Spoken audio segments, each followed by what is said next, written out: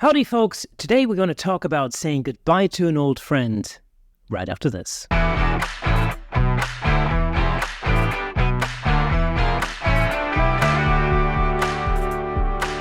Welcome to Camera Shake, where we bring you the insider scoop on all things photography and videography, giving you a unique opportunity to stay ahead of the curve. And today we're saying goodbye to an old friend and welcoming a new one as I transitioned from the Interfit Honey Badger strobe to the Godox AD400 Pro series. Stick around to learn why this piece of gear can make all the difference to your photography journey, and also why upgrading might be just one of the most important things you ever done. As always, I'm your host, Kirsten Lutz, and if you enjoy this content, consider lending your support on buymeacoffee.com/camerashake to help us create more exciting episodes for you. Your support really does make a difference. But without further ado, let's get into it. Before I jump into the details of why I decided to change, let me just set the stage for you. For years, I've been using the Interfit Honey Badger strobes in my little studio and on location. And they've been really reliable workhorses. And I've captured some fantastic shots with them. But as any photographer knows, gear evolves and our needs change. The Interfit Honey Badgers served me really well, but it's time to explore new horizons. I've experienced some limitations, especially in terms of reliability and connectivity. And while they've been great for studio work, I've needed something more flexible for on-location shoots, especially as my workload increases. So these Honey Badgers are great little strobes. And when I first got them, I don't even know how many years ago, they were excellent bang for the buck. My studio space is, it's rather small, and I needed something that had a smaller form factor. Usually strobes are, they're quite long, and I was looking for a strobe similar to an alien bee in shape, if you remember those ones. Short, cuboid, and, well, this one's yellow. So who can say no to that, right? So over the years, I got quite a few of these, and like I said, they have, generally speaking, served me well. So why change, I hear you ask? Well, I've been experiencing some reliability issues, and they've been really annoying, for some time. The Honey Badger it's not a terribly expensive strobe, so it's not that surprising that it's not on par with the likes of Photo or Broncolor or something. I mean, that much is obvious. But I was getting more and more misfires, and that can get really tedious, especially when you have a client around. The thing that really killed it for me was actually the transmitter. So it's this one here. The Interfit radio transmitter is pretty basic, but in reality, I don't really need loads of functionality. I just need the thing to work. And that's exactly where the problem is. It doesn't, at least not all of the time. There seems to be a problem with the placement of the contacts and the way that they connect to the hot shoe of my camera. Now, this might just be a problem with the Nikon version, I don't know, but in any event, especially since I moved to Nikon's mirrorless system, it's been an absolute nightmare. I've had to constantly wiggle this thing around, move it back, and forth until it connects properly. And halfway through the shoot, it loses connection again because you might be hitting it with your head or something like that, whilst you're shooting. That's not really something I want to have to deal with whilst I'm shooting a client, obviously. So in with the new, out with the old, or was it the other way around? I can't remember. Anyway, so how did I stumble upon the Godox AD400 Pro strobes? Well, it all started with a bit of research. I scoured reviews, talked to fellow photographers, and I did some head-to-head comparisons. What caught my eye was the Godox AD400 Pro's reputation for reliability, power, and versatility. I had a chance to try out the Godox lighting system at a recent workshop I taught, and it worked seamlessly, absolutely perfect. Actually, I loved it. Now, I did look at Photo as well, but here's the thing. Photo used their own proprietary mount, and it's a great mounting system, no doubt, but I already own countless bones type modifiers. Octa boxes, strip boxes, reflectors, etc., etc.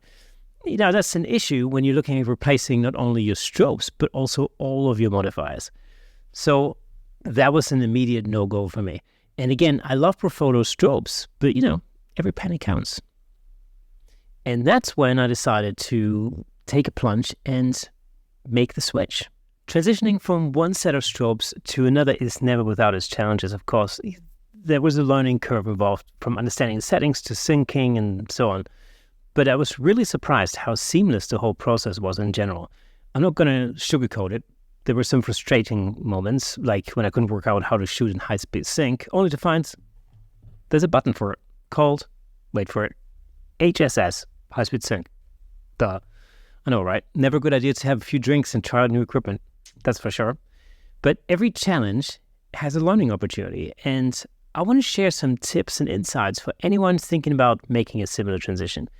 Firstly, take your time and get acquainted with your gear. Taking it out of the box for the first time at a shoot is definitely not a good idea.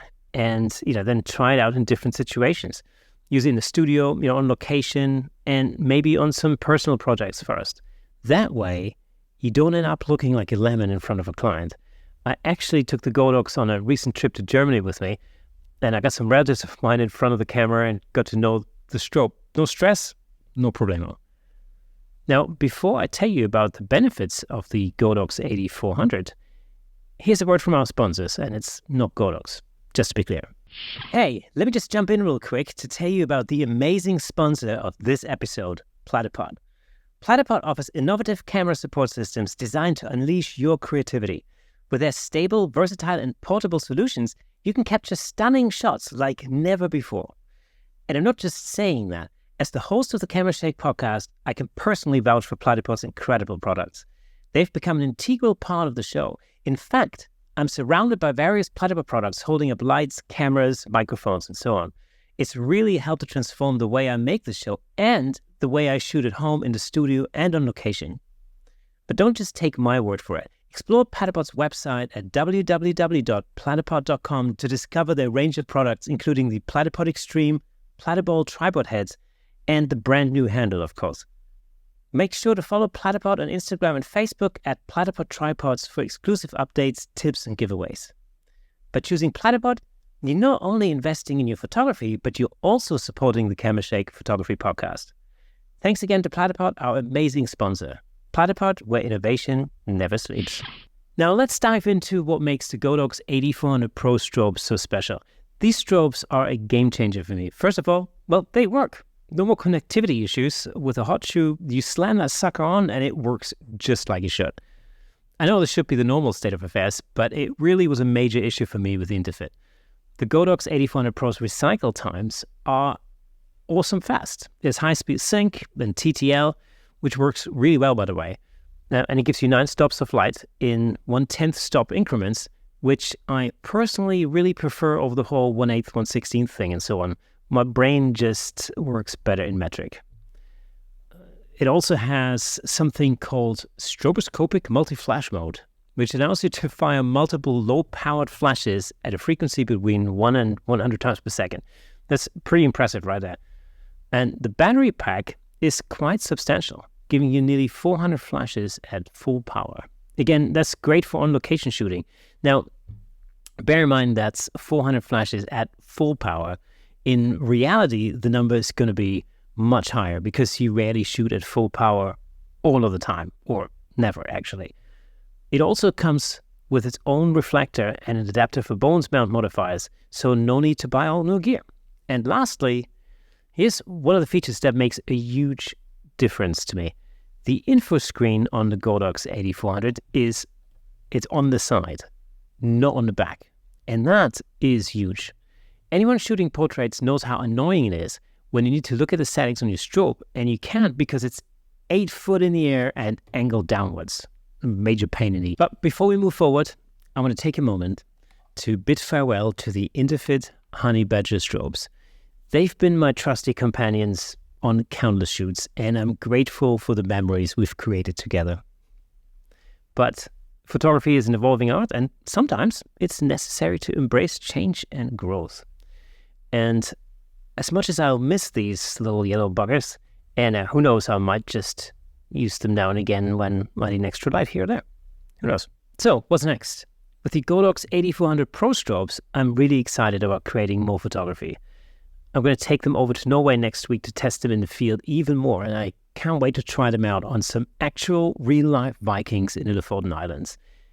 If you want to get some more information on those incredible workshops with Dave Williams, make sure you head over to www.idavewilliams.com/training. You will not regret it. Before we wrap up, here are the key takeaways from today's episode. Never be afraid to reevaluate your gear, stay open to new possibilities, and don't be discouraged by the learning curve that comes with change. It's all part of the photography journey.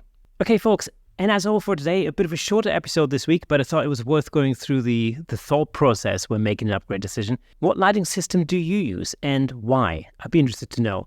Get in touch and let me know, either on our Facebook group, on Instagram, or if you're watching on YouTube, just leave a comment below. I'd really like to know what made you choose the system that you use. But before we go, let me just recommend another episode that I think you'll like. Check out episode 147 with Dave Williams, where we talk you through this incredible opportunity to experience the Lofoten Islands in a completely new light. See what I did there? I'm sure you'll love it. If you enjoy our content, consider supporting us on buymeacoffee.com to help us create more exciting episodes. It really does mean the world to us. And for those of you who are listening to the audio version of this podcast, did you know that there's a fully fledged video version over on YouTube with plenty of examples of our guest photography in full Technicolor? All you have to do is go over to YouTube, search for Camera Shake Podcast, and you'll be able to watch all past episodes on there.